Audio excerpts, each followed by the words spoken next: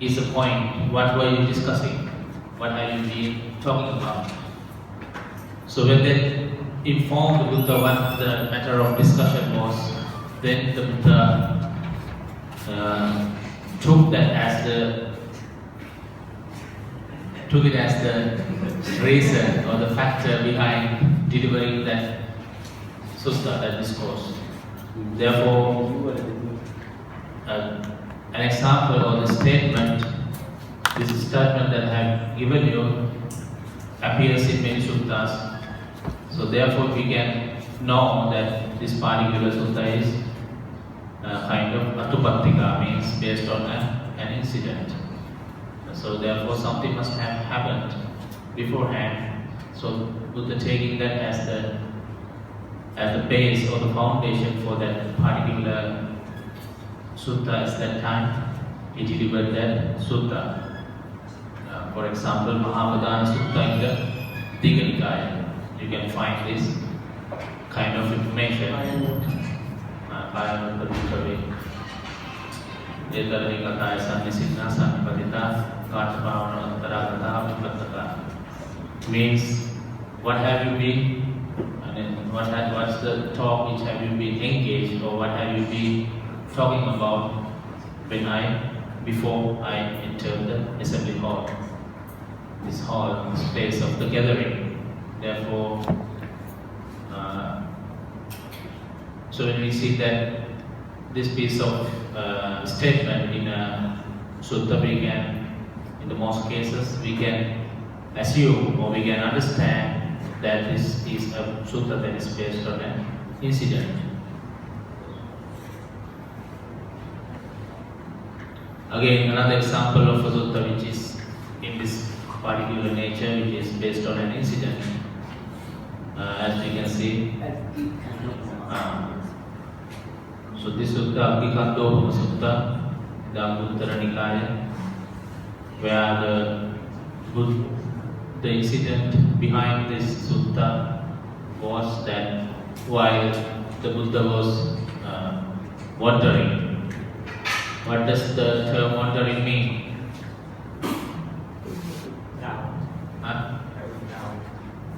Down. No. Wandering is mean going to somewhere. Wandering means walking. W-A-N-T-E-R, wander means walking. And W-O-N-D-E-R, wonder means doubt or thinking about something that is marvelously or astonishingly. Different letter. O and A.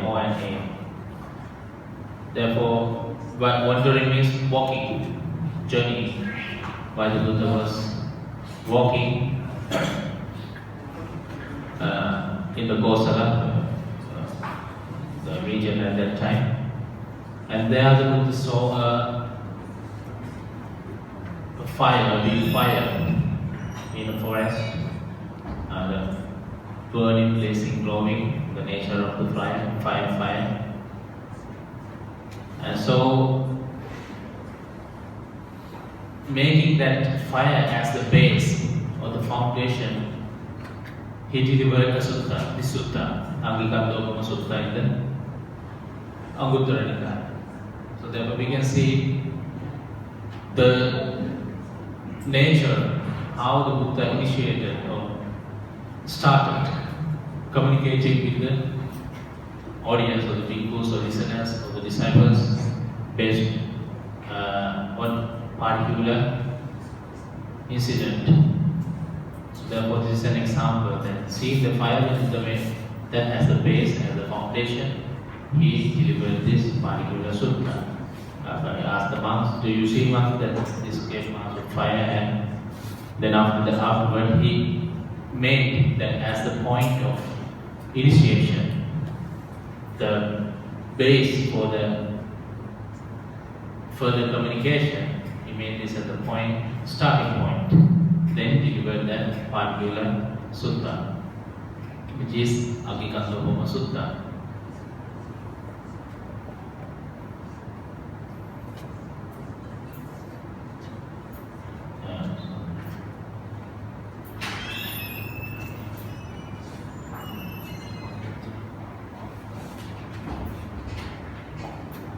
So here's a statement regarding the quality of the Buddha's communication that we can find in many suttas. For example, in Sonadana Sutta and the Buddhadana Sutta in the Digha Nikaya, we can find these statements or these wordings that appears in those suttas, Buddhadana or Sonadana Sutta. This describes, and also this passage or this statement or this wordings can be seen in many suttas in the Sutta Pitaka and also many parts in the Vinaya Pitaka as well. You can see the nature of Buddha's communication or the nature of Buddha's delivery of the knowledge or the sermon.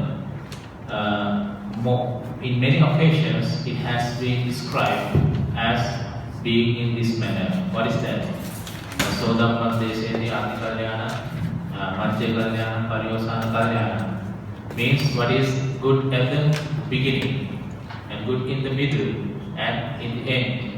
Means he maintained that quality of communication since the beginning up until to the in between up until to the end.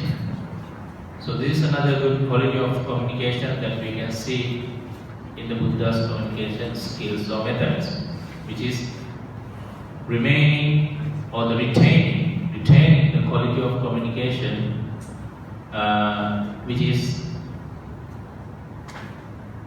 acceptable by the audience. That is why the quality of the communication of the Buddha has been described in this manner, which is he always taught things that are good, whether it's the content was meaningful. The content, the meaning, the way of delivery, the way of presentation, or all had in combination made it a good quality kind of communication. So this is what is meant by this statement. So furthermore, it says what? It says meaningful, as I said, meaningful, well phrased, mean put in the good wordings, put in the good order, that's the best way of presentation, and there is a term full and here. So this is the quality and things, the content. What he taught was also that are beneficial, that are meaningful, that are fruitful, that are considered to be good. So this means in overall the Buddha maintained a way of communication that is acceptable, that was acceptable as a good standard based on it had all the components that constitute a communication or the sermon to be meaningful. So, for example, as I just said, the wordings were good, the meaning was good, the way of delivery was good, all those things. So, therefore, we have to the Buddha did deliver the sermon or the talk or the speech which had all these qualities which made it accepted as a good communication.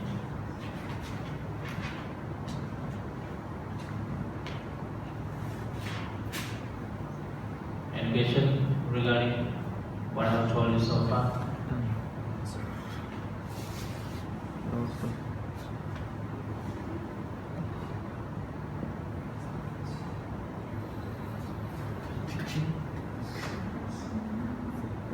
So here's another example or statement that describes the quality of the Buddha's teaching techniques, the teaching techniques of the Buddha, which we have find in the Brahma Sutta in the Majjhima Nikaya. And also in many suttas we can find this piece of information which kind of elaborates or kind of describes the teaching method or teaching technique of the Buddha, especially other people other than the Buddha himself.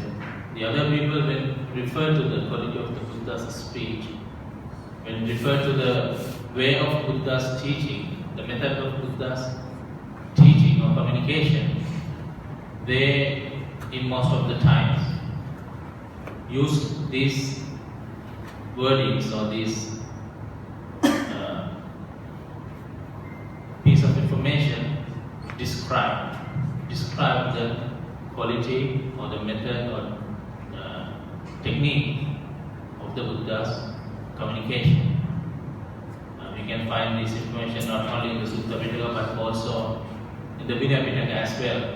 There are certain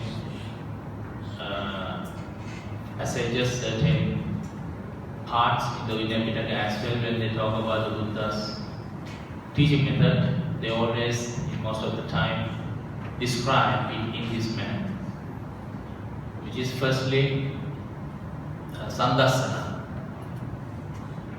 Means when the Buddha delivered a sermon or gave a speech, he always tried to elaborate or describe what he was talking about. Which means Sandasana literally means make to see, making things clear.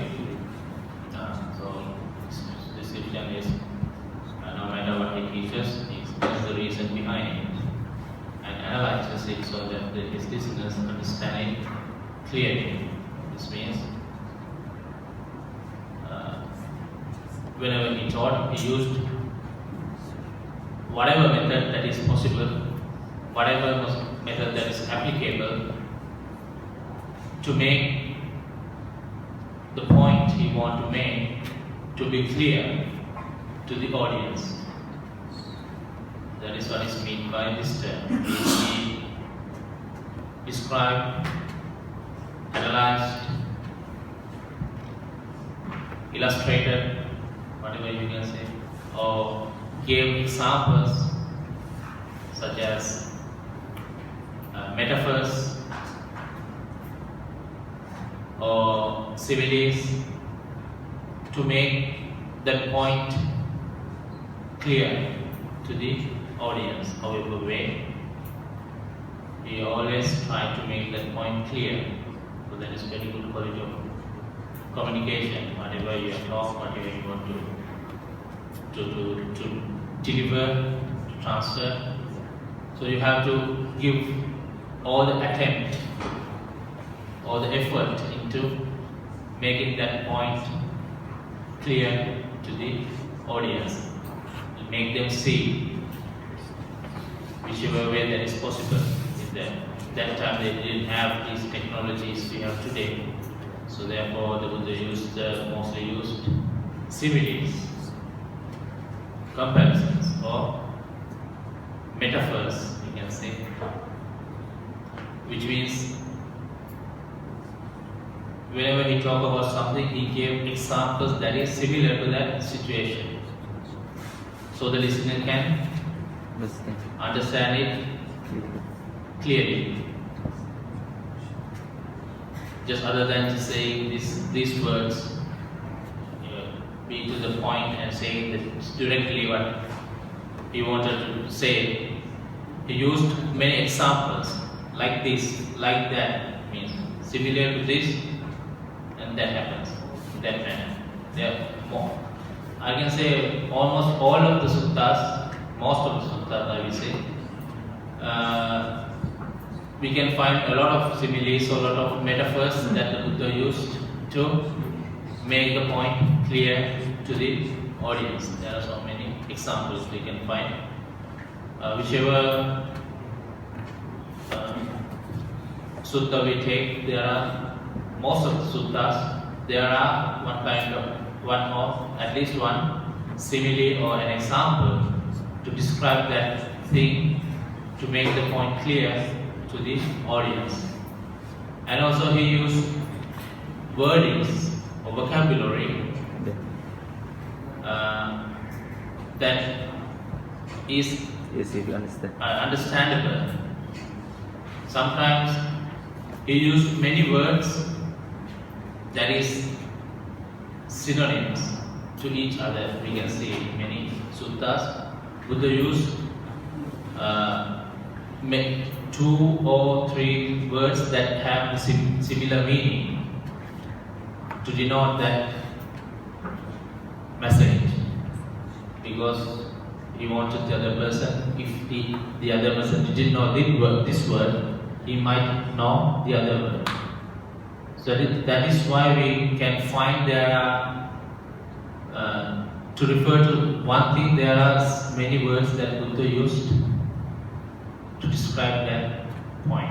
For example, to explain what Nibbana is, we can find it most of the time. The Buddha used etang santang, etang panitang, yadidang sampasankar samato, sampuvati vadinissaggo, tannakkayo, virago, nirodho, nibbana. So these are the similar words, all are synonyms. How the Buddha described what the nibbana is. It is peaceful, it is serene, it is the extinction of all the ailments. So these are the wordings that the Buddha used just to describe what nibbana is. In the same manner, in the similar manner, there are many things that the Buddha wanted to deliver. He used many words that have similar meanings to denote that meaning. For example, the Buddha sometimes use the word raga to say lust, sometimes say lobha, so some kind of similarity to denote desire, tanha. So these are kind of similar words that Buddha used to denote kind of similar meaning. So therefore, then he used most of the times similar words in the sentence, so the listener could understand easily. And next way is called samadhana, which means literally make to agree. What does that mean? Make to agree, make one to practice something to experience by itself. Yeah, not only the Buddha described or illustrated clearly so that the person can understand, but he tried to his best to make the other person accept, to agree with what he was saying. Most of the times he used the method of questioning. Whenever he was giving a talk, he questioned the listener. Are you with me at this point? Do you agree with this certain thing? Or what is your opinion regarding this matter? So there are so many suttas in the Sutta Pitaka that we can see the Buddha not only gave one-way communication. I preach, you listen, or not all the time. Sometimes he used this method, but in many occasions, the Buddha used the method of two-way communication. Means he say something and then wait or then ask for their opinion, their feedback. What do you think of this matter? Do you agree with this matter? Do you understand this matter? So he always made sure that the audience was with him, was following what he was saying, was understanding what he was talking about, was accepting what he was delivering. So this is the next technique the Buddha used, or way of the Buddha's communication. The next level, which is samadhavana, means make the other person to agree.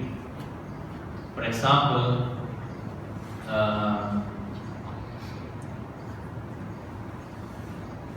in the Aditya Pariyaya Sutta, a fire sermon, they say. In that sutta, the Buddha asked the audience,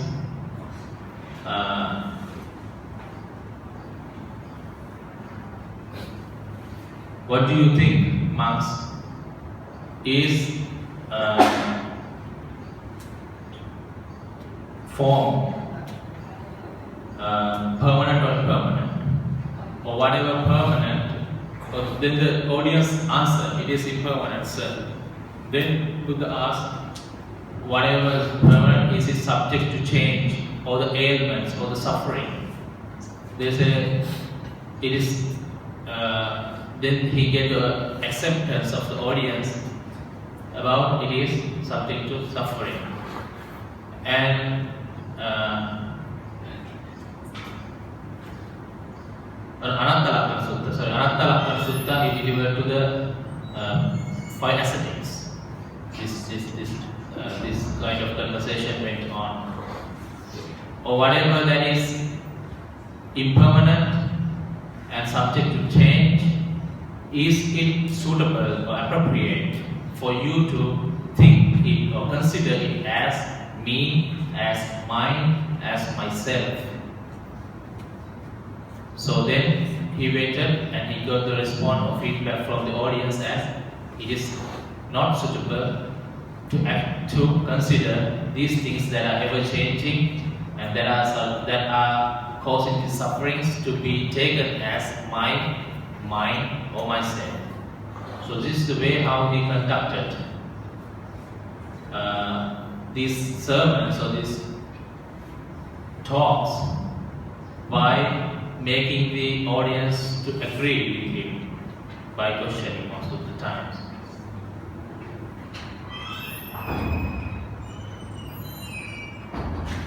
And not only that,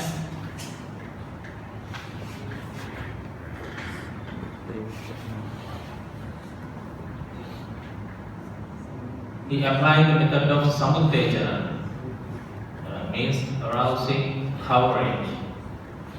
He rouses his listeners to see interest or fortitude and firm resolve to consummate the practice, to fear no difficulty or hardship. Means he stimulated. Another term is stimulate. What does that mean? Stimulate.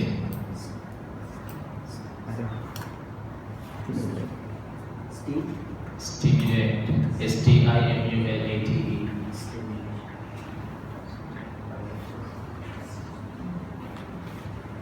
Means affect something to happen. Affect something to happen immediately. Like push someone to do something, or push something to have a reaction. Yeah, that means stimulate. Like for example, when a fast friend or near friend, when they see a girl and they push their friend, pull it to join. Can be. Can be. Why you always choose examples from romantic things? She is waiting for you. Yeah, like that. Stimulate. For example, someone is lazy and you say, wake up, go there, do this. It means stimulation. Means pushing on. You should do this. Push somebody to do something. Means stimulation. Or also whatever thing, not only in this manner, to cause something to have immediate reaction, immediate impact, means stimulation. So this is in that manner.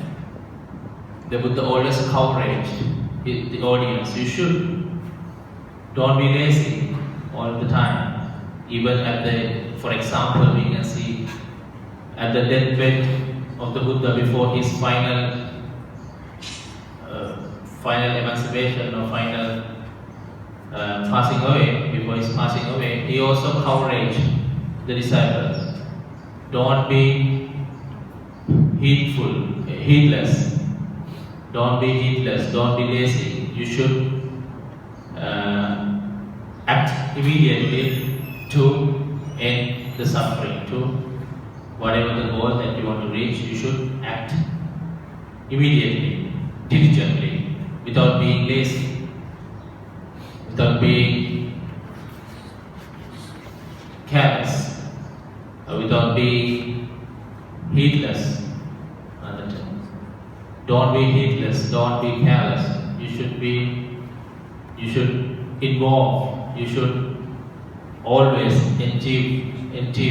try to attain good things. So this is this method, samuttejana, arousing encouraging the audience, the listeners to act immediately, to do as the Buddha instruct.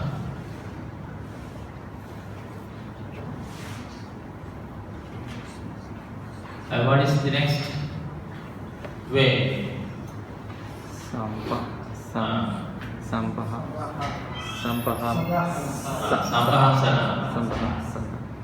means inspiring joy. Creates an atmosphere of fun, cheerfulness, joyousness and delight. It inspires his listeners with hope and vision of a good result and the way to success. Means comforting the listeners or make the audience feel at ease.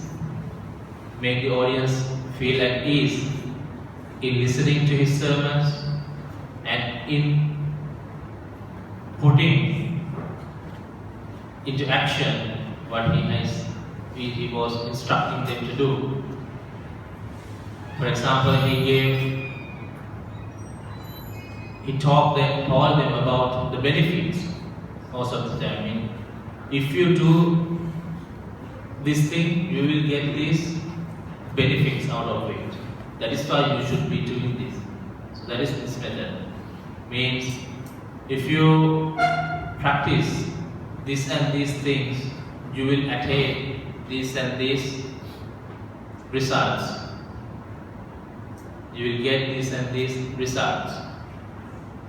So that is a way of creating this atmosphere of wanting to do what he wanted them to do. And also telling them, if you do good things, you will get good results. And therefore, you should be doing these things. So this kind of another way of encouraging, which is in a meaningful way, means, or in a optimistic way, we can say. Optimistic, what does that mean?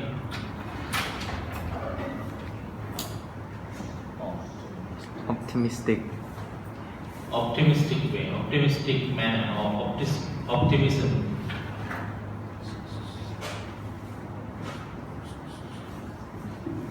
Optimistic. Anybody know the term of optimism? Optimistic manner? Optimistic means hopeful. Yeah, being hopeful. Means the opposite is pessimism. Pessimistic means always say the bad, negative things about these things.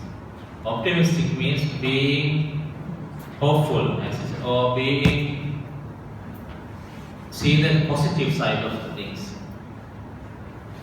See the positive side of the things. This is good. We can say that seeing in a positive way. Yeah, think in the positive way, optimistic way means seeing the plus side of the things, because making them to know, encouraging the listeners to see the benefit of good result that they will get by listening to the sermons, and also by putting this instruction into action, or following the Buddha's instructions or recommendations.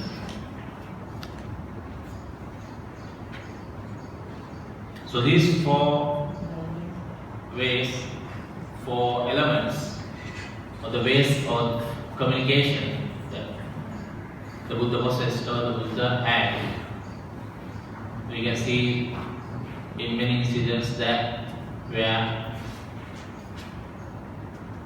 the Buddha's communication method was elaborated or illustrated as having these qualities. First, what is the first technique? Sandasana. Sandasana. What does that mean? Make the see, make it Make clear. see. What does that mean? Make clear about something that is teach. Making the point clear, whatever way. And the next? Samadapana. Samadapana. What does that mean? Make to agree, invite to practice. What does that mean? It means it's the insight with it. This, Make the listener seeing the importance of the teaching. teacher, I have, for example, to hear easily, to understand easily. I have, for example, in Myanmar, one of the popular man, his name is Venerable have already told that told this what a foreigner came from Europe and asked two questions to him. First question is in Buddhism, believe and pay respect to the Buddha by Buddha image, and Buddha also created by brick and sand. And that is it's also building or road also built by brick and sand. So why do Buddhism that pay respect to the Buddha image and the Buddha like this? We ask the first one question. And this Machu said answer like this. There are many wives and many girls. Yeah, like your wives and your mother, like this. Do you sleep with your mother like your wife? The foreigner answered, no, it's not impossible. Yeah. Like it, and yeah, so we also like this, we pay respect to the Buddha image, and Buddha is built by the brick and sand, also okay, but not a road and building. And second question is, one Buddhism go to the Buddha and they take off their shoes. When they enter the Buddha, they cannot take their shoes like this, and to wine. Yes, okay. One European or one Christmas, one day passed away, and they all wear black clothes.